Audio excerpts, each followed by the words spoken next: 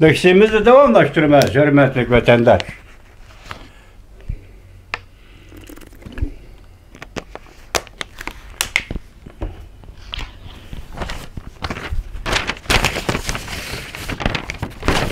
Endi ikkinchi leksiya.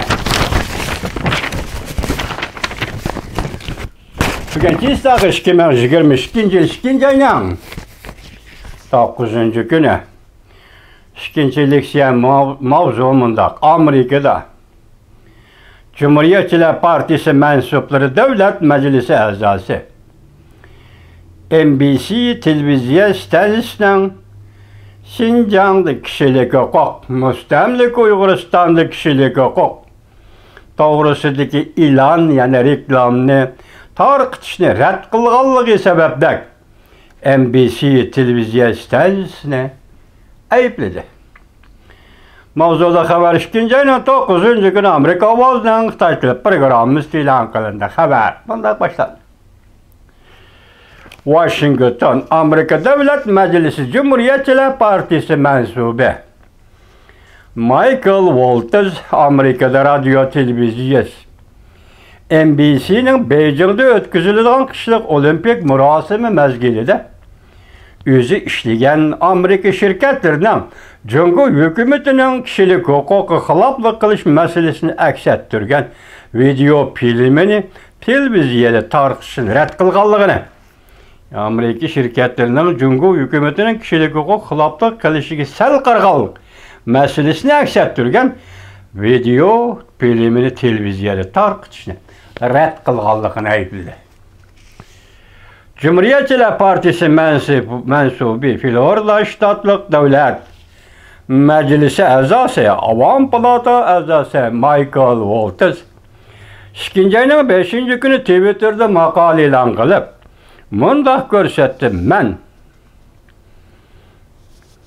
NABA, yani Tan Tarbiya Cho'lpini Kanter, Ens Kanter birleşip işleyen televiziya film ilanını televiziyada ilan qilishini talab qilish NBC televiziyasining rad qilishiga uchirdi. Avam Palata a'zosi Walters mundaq ko'rsatdi: NBC bu ilanda irq yo'qotish olimpik yordam bergan savdogarlar, şirketler deb ko'rsatilgan Amerika şirketlerining tizimligini ilandan chiqarib etishini talab qildi. Shundan keyin bu ilanni televiziyada ko'rsatamiz, anlatamiz dedi. Dünyada en zor tanarkat musobaqasi sahnaga chiqdi. Lekin musobaqaning sirtida zo'ravonlik, bosqinchilik, irq yo'qotish, qo'llo amgigi Amerika şirketlari masto'roq bo'lib, Cumhur'un pulunun ichiga cho'kib ketgan. Zo'ravonlik yurgizayotgan, zo'ravonlik jinoyati sodir qilayotgan Cumhur Kompartiya mustabidlari bilan qadamda bir bo'lib birlashib, Avam Palatasi a'zosi Michael Walters qisqagina 30 sekundlik video filmida qadamda bir bo'lib birlashib ko'pchilik ketdimi?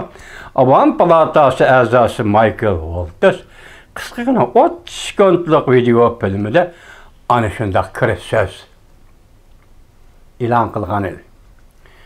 2022 yilda qishloq olimpiyga yordam bergan ko'plagan shirkatlar avrishki belgilari bu televiziyada e'lon programmasida e'lon qilinadi. Michael Walters mundaq ko'rsatdi: bu Beijing qishloq olimpiyaga yordam berguvchilar Cumhur Kompartiyasining kishilik huquqi xiloflik qilishiga o'rtoqlashdi, sheriklashdi. Devlet Meclisi Avam Palata a'zosi Michael Walters bu şirketlerinin markalık mahsulotlarini boykot qilib, bu şirketlerinin Cumhur Kompartiyasining kishilik huquqi xiloflik qilishiga zarb berishiga chaqiriq qildi. Amerika xalqi. Sen Cumhurda yasaldi degan xatni ko'rishing hamon deb ko'rsatdi Kanter. Naba basketbol cho'lpini. Qo'lingdagi bo'yimni tashlab qo'y. Avam Palata a'zosi Michael Waltz so'zini davomlashtirib bunda ko'rsatdi. Amerika xalqining Jungoda ishlangan mahsulotlarni boykot qilish qatoriga kirishini talab qilaman va chaqiriq qilaman dedi.